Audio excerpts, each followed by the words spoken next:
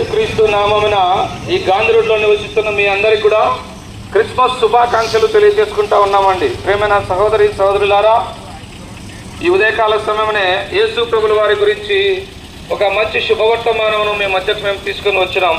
మీరందరూ కొన్ని నిమిషాలు యొక్క దేవుని మాటలు విని దేవుడిచ్చే దీవెనలు పొందాలని ప్రేమతో మిమ్మల్ని ఆహ్వానిస్తూ ఉన్నాం.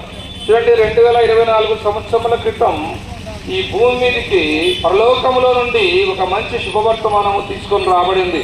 అది ఏంటి అంటే, ఒక దూత పరలోకం నుంచి వచ్చి ఈ విధంగా చెప్తా ఉంది, భయపడుకుడి, దావీదు పట్టణమందు మీ కొరకు రక్షకుడు పుట్టి ఉన్నాడు అనే మాట పరలోకం నుంచి భూలోకానికి తీసుకొని రాబడింది. కనుక ఉదయకాల సమయంలో మన ప్రొద్దుటూరు ఈ గాంధీ రోడ్లో ఉన్న ప్రజలకు కూడా దేవుని ద్వారా ఈ శుభవర్తమానం తీసుకొని రాబడిందండి. ఏంటి అదంటే, మనందరి పాపముల కొరకు యేసుక్రీస్తు ప్రభుల వారు భూమి మీద అరుదించినాడండి. ప్రియమైన సహోదరి సహోదరుడా, మానవుడు ఈ దినాన పాపముల చేత నెమ్మది లేక జీవిస్తూ ఉన్నాడు, శాంతి లేక జీవిస్తూ ఉన్నాడు, సమాధానం లేక జీవిస్తూ ఉన్నాడు. మానవుని జీవితంలో ఎంత తిన్నా తృప్తి లేదు, మానవుడు ఎంత సంపాదించినప్పటికీ మానవునికి తృప్తి లేదు. దానికి కారణం ఏంటి అంటే, మానవుల్లో ఉన్నటువంటి పాపం భూమి మీద విస్తరించిపోయింది. ఇష్టానుసారంగా మనుషులు జీవిస్తూ ఉన్నారు. ప్రియమైన సహోదరి సహోదరుడా, ఈ పాపం వలన వచ్చే జీవితము మరణము అని దేవుని వాక్యం చదివిస్తూ ఉంది. కనుక ఈ పాప జీవితంతో మనం దేవుని చూడలేం, స్వర్గరాజ్యంలో మనం ప్రవేశించలేం. ఈ పాపంతో మనం ఈ లోకంలో నెమ్మదిగా మనం బ్రతకలేం. అందుకొరకు మానవుని పాపం నుంచి రక్షించడానికి, మానవుని జీవితంలో నెమ్మది పడడానికి 2024 సంవత్సరముల క్రితం ఆ పరలోకములో నుండి భూమికి సృష్టికర్త అయినటువంటి దేవుడు నరావతారిగా భూమికి వచ్చినాడు. ఆయనే యేసుక్రీస్తు ప్రభుల వారండి. యేసు అనగా రక్షకుడు అండి. నిన్ను నన్ను సమస్త మానవాళిని పాపం నుంచి రక్షించడానికి ఈ లోకానికి ఆయన దిగి వచ్చినాడండి. ఈ లోకంలో యేసుక్రీస్తు ప్రభుల వారు పాపము లేకుండా జీవించినాడండి, పరిశుద్ధమైనటువంటి జీవితం జీవించినాడండి.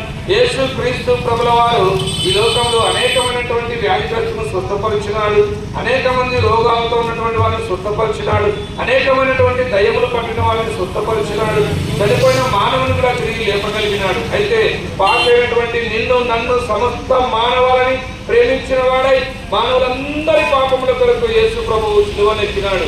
అమ్మాయ ఆకాశమునకు భూమికి మధ్య ఆయన శిలువలో వేలాడినాడండి. మనందరి పాపములు యేసు ప్రభువు శిలువ మీద భరించినాడు. మనకు పొందవలసిన శిక్ష యేసు ప్రభువు పొందినాడు. అమ్మాయ మన అతిక్రమలను బట్టి గాయపరచబడినాడు, మన దోషములను బట్టి నల్లగొట్టబడినాడు. మన సమాధానార్థమైన శిక్ష ఆయన మీద పడింది. ఆయన పొందిన దెబ్బల చేత మనకు స్వస్థత. ప్రియ సహోదరి సహోదరులారా, మనందరి పాపముల కొరకు యేసు ప్రభు శిలువలో చనిపోయినాడు, సమాధి చేయబడినాడు. 3వ దినాన మరణాన్ని జయించి తిరిగి లేచినాడు, ఆ పరలోకానికి ఆరోహణుడైనాడు. ఈ ఉదయకాల సమయంలో ఈ మాటలు వింటున్న సహోదరి సహోదరుడా, ఎంతకాలం నువ్వు పాపంలో జీవిస్తావు, ఎంతకాలం నువ్వు పాపంలో జీవిస్తూ పాపంలో సృష్టిస్తూ పాపంలో మరణిస్తావు. కనుక కొద్ది దినాల్లో నూతన సంవత్సరంలో ప్రవేశించబోతా ఉన్నావు. నూతనమైనటువంటి విధానంలో నీ జీవితం ఉండాలని, నూతనమైన విధానంలో నువ్వు జీవించాలని యేసుక్రీస్తు ప్రభువు వారు ఇష్టపడుతూ ఉన్నారు. నీకు ఇష్టమైతే యేసు ప్రభు చెంతరా, యేసయ్యా నేను పాపినయ్యా, నేను క్షమించు, నీ రక్తంతో నా పాపము కడుగొని ఒక చిన్న ప్రార్థన ఇష్టపూర్వకంగా నువ్వు చేసుకుంటే చాలండి. యేసు రక్తం ప్రతి పాపము నుంచి నిన్ను కడిగి పవిత్రులుగా చేస్తుంది. కనుక నువ్వు ఎన్ని దినాల నుంచి పాపములు చేసిన వాడైనా సరే, నీ పాపముల సంఖ్య ఎంత పెద్దదైనా సరే, యేసు ప్రభు దగ్గరికి వస్తే నీ పాపం అంతా కూడా క్షమిస్తాడు. నీ జీవితం మారిపోతుంది. నీకు నెమ్మదిస్తాడు, శాంతినిస్తాడు, సమాధానం ఇస్తాడు, పరలోకం ఇస్తాడు, నిత్య జీవం ఇస్తాడు. లేకపోతే నిత్య నరకం, అగ్నిగుండం, పాతాళం. ఎవ్వరు నిన్ను తప్పించలేరు, ఎవ్వరు నిన్ను విడిపించలేరు. నీ మరణ దినాన నీ పాపమంతా నీ ముందు ప్రత్యక్షమవుతుంది. ఆ దినాన నువ్వేం చేయలేవు. నువ్వు సజీవుడిగా ఉండగానే ఈ మాటలు వింటున్న సహోదరి సహోదరుడా, ఇప్పుడే యేసు ప్రభువుని సొంత రక్షకునిగా నువ్వు అంగీకరించి పాపం నుంచి విడుదల పొందాలని ప్రేమపూర్వకంగా ప్రభువైన యేసుక్రీస్తు నామములో మేము మిమ్మల్ని బ్రతిమాలుకుంటా ఉన్నాం. ప్రభువైన యేసునందు విశ్వాసం ఉంచండి.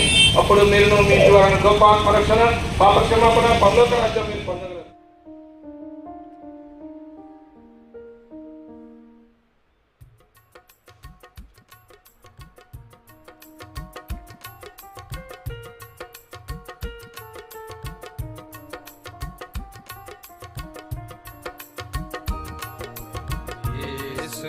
పిలుపు